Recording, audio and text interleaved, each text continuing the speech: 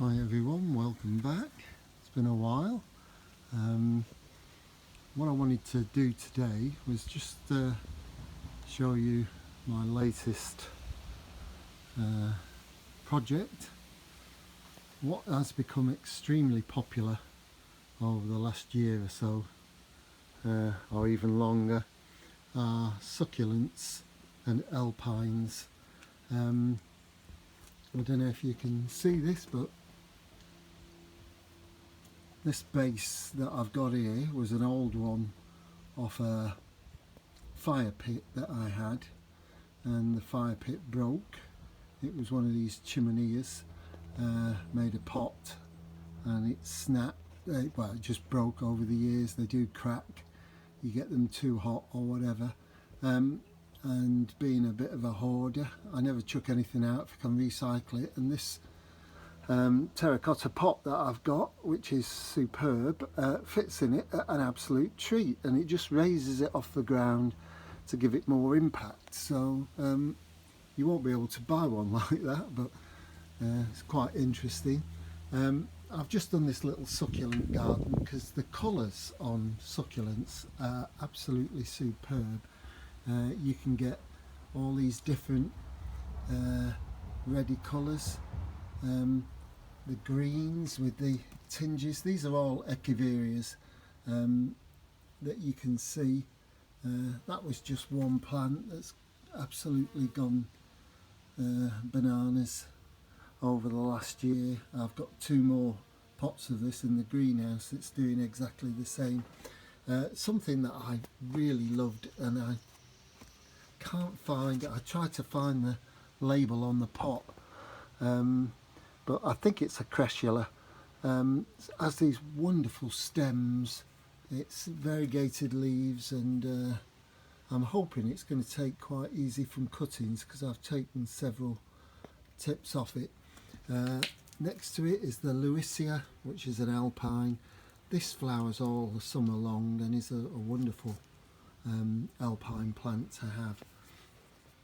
Alpines come from really hot and cold countries in the winter, so it's important to make sure that you put them in really well drained soil. So put plenty of grit in them and then top them off with shingle or chipping stones. This stops the water splashing up onto the foliage, much easier to water. This one I've done just recently. These Echeverias I grew a lot of, and they multiply so easily. I don't know if you can see in the axil just underneath the leaves there's a new shoot coming, and these will form all around the base of these Echeverias, and so next year there'll be lots of them. These were tiny last year, about the same size as these ones in here. This one doesn't grow quite as fast, although having said that, I have got some in the greenhouse that are twice the size as that. A plant I've loved for ages but never been able to afford or get hold of, they were too expensive, was this Ionium. This is a wonderful specimen, and I bought this one in particular. We've just been to Cornwall and visited St Ives while we were there, because I used to take the children when they were tiny, and somebody was selling these. They'd obviously grown them and propagated them, and they wanted, for a plant just a little bit smaller than this one, they wanted £35 and £12.50 for the little plantlet that's growing, as you can see under the leaf. This particular Ionium has got 17 florets on it, so I should be able to get at least 12 out of the axils over here. And let me show you the label just so that you can see what it is. Ionium Vela, and I bought it from Trago Mills in Cornwall for £19.49. Absolute bargain at that sort of price. So that I'm really pleased with, and I shall grow it on. The only thing is that some of these things are not hardy.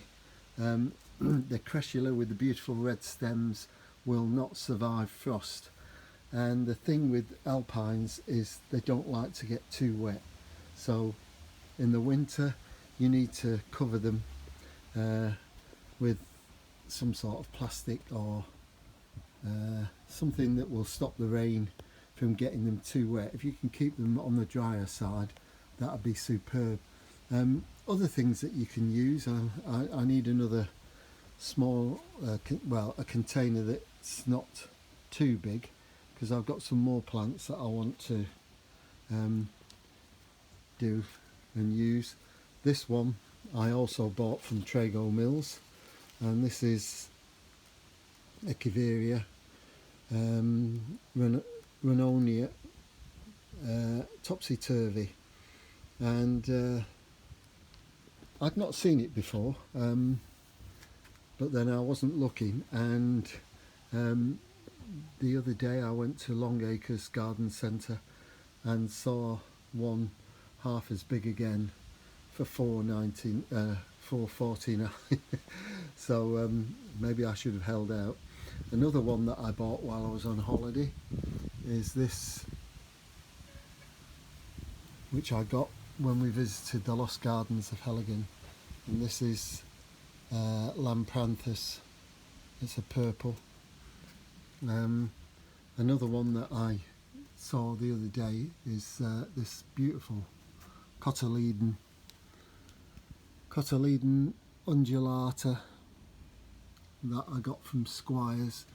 Expensive, but I've not seen it anywhere else, so that will do really well.